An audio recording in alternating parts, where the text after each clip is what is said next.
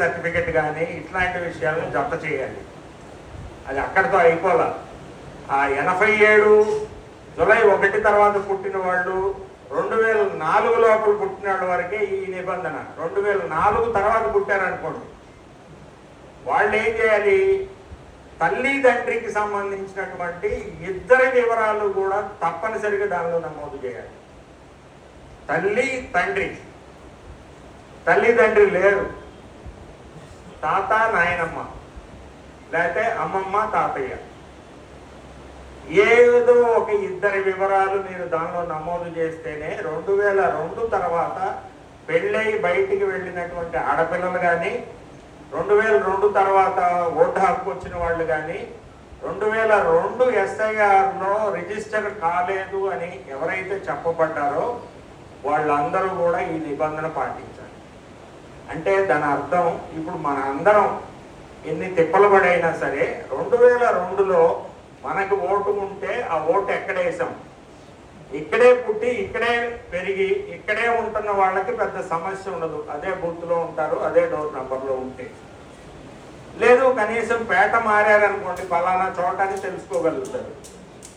ఎవరికి సమస్య వస్తుందంటే 2002లో ఉద్యోగాల మీద ఎక్కడెక్కడో పనిచేసిన వాళ్ళు ఎవరైతే ఉంటారో వాళ్ళు ఏ పోలింగ్ స్టేషన్లో ఓటేసామో తప్పనిసరిగా మీరు జ్ఞాపకం చేసుకోవాలి, ఆ వివరాలు తీసుకురావాలి. మీరు ఆ వివరాలు తేలేకపోయారు,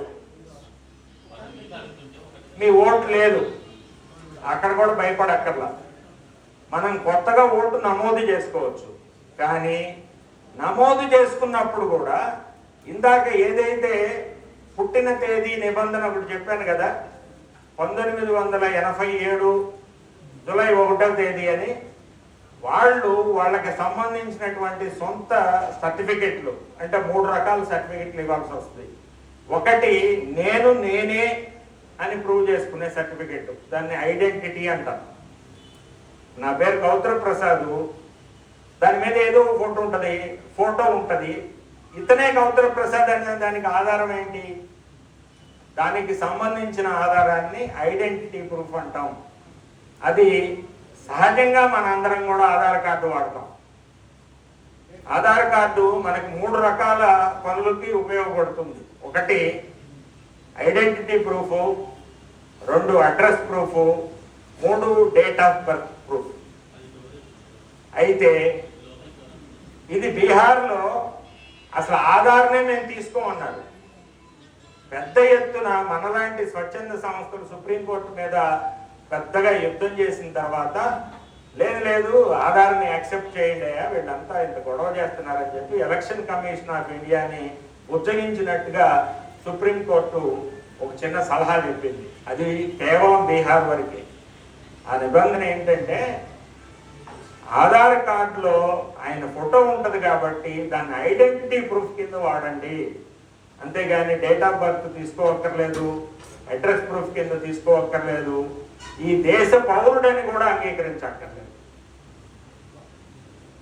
అంటే మన ఆధార్ కార్డు అత్యంత విలువైందని చెప్పి, లేకపోతే ఈ దేశంలో పౌరులందరినీ మేము స్క్రీనింగ్ చేస్తున్నామని చెప్పి లక్షల కోట్ల రూపాయలు మనం కట్టిన పన్నుల ధనాన్ని వెచ్చించి ఆధార్ ప్రక్రియ కోసం మనందరం క్యూల్లో నిలబడి ఫోటోలు దిగాం. మీ అందరికీ గుర్తుందా? దీని ద్వారా మొత్తం దేశంలో ఉన్నటువంటి చాలా సమస్యలు పరిష్కారం అయిపోతాయని ఆ రోజున చెప్పారు.